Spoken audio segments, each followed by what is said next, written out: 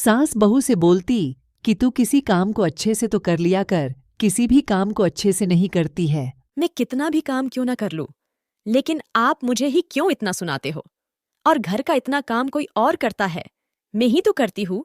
और आपको मेरे से परेशानी है तो मैं जा रही हूँ सोने के लिए, आप ही कर लेना अपना काम। यह बोलती हूँ बहू अपने रूम में सोने के लिए चली जाती है। तभी सास बोलती है, हाँ हाँ आने दे, तेरे ससुर जी को आज तुझे सोना बताती हूँ, तू कैसे सोती है। तभी बहू अपने बेड पर सोती हुई सोच रही होती है, इनका कितना भी काम करो, लेकिन यह बुढ़िया कुछ ना कुछ कमी निकालती ही है। लेकिन अब बताती हूँ यह कैसे करती है अपना घर का सारा काम। आज इसके ससुर आते ही मैं आज इसकी असली सच्चाई बताऊंगी कि बहू से कुछ काम की बोलते ही काम कम और सुनाती ज्यादा है। आ गए आप भी जनाब, आपकी बहू के लखन देखे। आपने महारानी काम की बोलते ही मुझे सुनाती हुई चली गई है और बोलती आपने मेरे लिए किया ही क्या है। जाओ उस महारानी को उठाओ और उससे बोलना कि तेरे से काम नहीं हो तो अपने गांव चली जा। यह सुनकर ससुर बहू के रूम में चला जाता है और बोलता है, महारानी जी, अगर आपकी नींद पूरी हो गई हो तो उठ जाओ और काम करो। तभी ससुर बोलता है, तू किसकी लिए है? अगर तेरे से काम नहीं होता है तो अपनी गांव क्यों नहीं चली जाती? तभी बहू अपनी सारी सच्चाई अपने ससुर को बताती है। ससुर जी, मैं काम करती हूँ लेकिन सासू माँ मुझे छोटी छोटी बात पर बहुत सुनाती है, इसलिए मैं सोने आए हूँ और हर बार मेरी गलती बताती है। और ससुर बोलता है, बेटा तेरी सासू माँ की ही गलती है, वह तुझे सुनाती है तो ऐसा कर, तू अपने गांव चली जा, कुछ दिनों ले लिए तक यह अपना काम करेगी तभी मानेगी। यह सुनकर बहू अपने गांव के लिए अपने ससुराल से चली जाती है और अपने गांव के लिए पैदल पैदल निकल जाती है।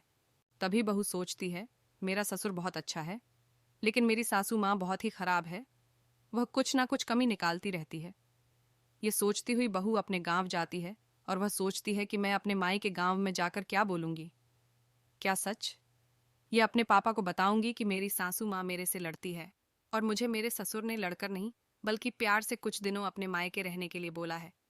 यह बात मैं अपने गांव में अपने पापा को बताऊंगी। यह सोचते सोचते बहू अपने गांव चली जाती है, लेकिन पैदल चलने की वजह से बहुत थक जाती है। लेकिन अपने पापा को सारी सच्चाई बता देती है और बोलती है, पापा, मैं मेरी सासू मुझसे बहुत लड़ती है, लेकिन मेरे ससुर मुझे सपोर्ट करते हैं। वह कुछ नहीं बोलते, लेकिन छोटी छोटी बातों पर मेरी सासू बहुत लड़ाई करती है।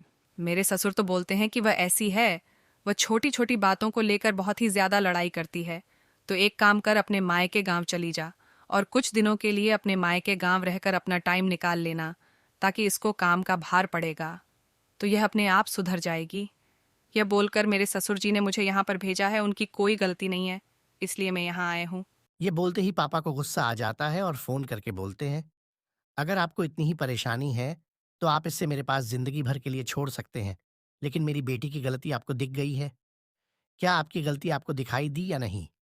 यह बोलकर बहू के पापा उसको लेकर गुस्से में उसके ससुराल वापस उसी पल शाम के समय में ही छोड़ने आ जाते हैं। और बोलते हैं, बेटा आज के यह परेशान कर तो मुझे बताना। तभी सासू बोलती है, हाँ हाँ, जैसे आपकी छोरी की तो गलती हो ही नहीं सकती, वैसे मेरे पास लेकर आ गए। तभी बहू के पापा बोलते हैं, जा बेटा अपने ससुर के पास चली जा। और वह अपने ससुर जी के पास चली जाती है और बोलती है कि ससुर जी मुझे माफ करना, लेकिन पापा गुस्से से मुझे वापस यहाँ लेकर आ गए। फिर ससुर बहू को एक तरफ बिठा देता है, बेटा कोई बात नहीं है। यह बोलकर बहू के पापा वहां से वापस अपने गांव के लिए आ जाते हैं। इस कहानी से यह शिक्षा मिलती है कि अपनी बहू से अपनी सासू माँ को नहीं लड़ना चाहिए।